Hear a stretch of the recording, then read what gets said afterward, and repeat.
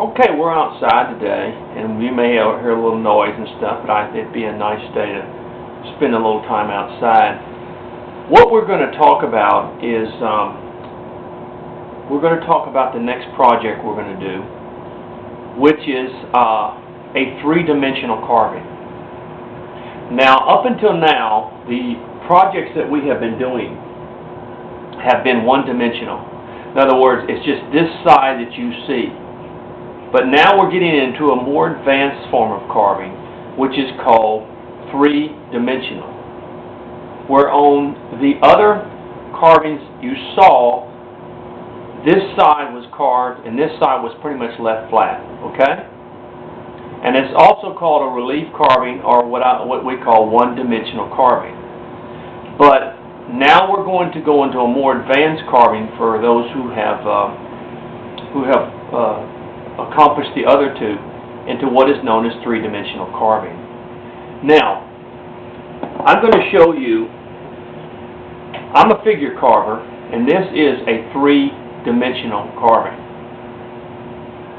The front of it, you can see, is carved, okay? The side of it, you can see, is carved and painted. This side is carved and painted.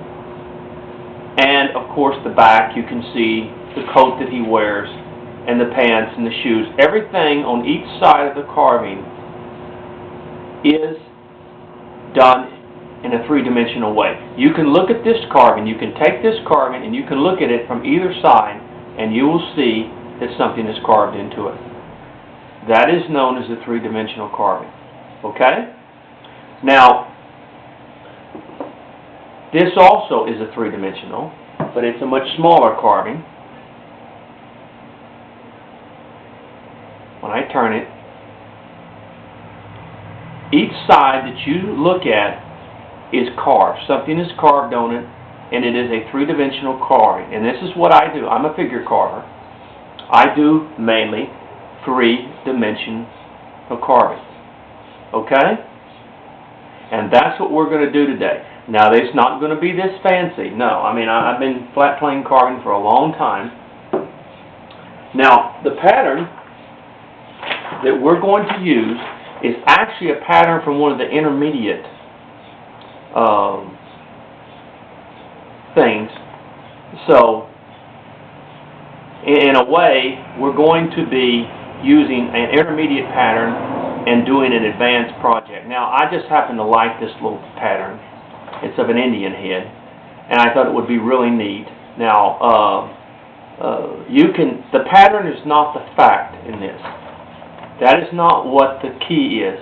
It is the way that you carve it. Now, this is carved in one-dimensional, but we're going to carve it in three-dimensional.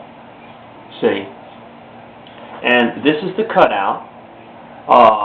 Whittler Bob recommended that most of the projects would be from 1 inch to 1.5 inches. This is, I think, 1 3/8 or something like that. And this is cut out from 1 3/8.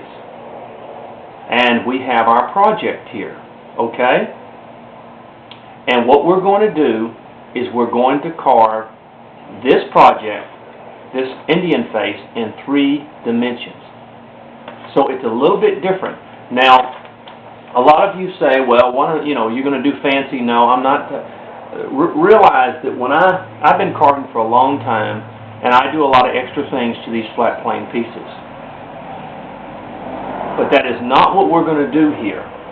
We are going to make this as simple as possible, because I'm going to approach you today as if you were a beginning carver who has never carved in the flat plane style.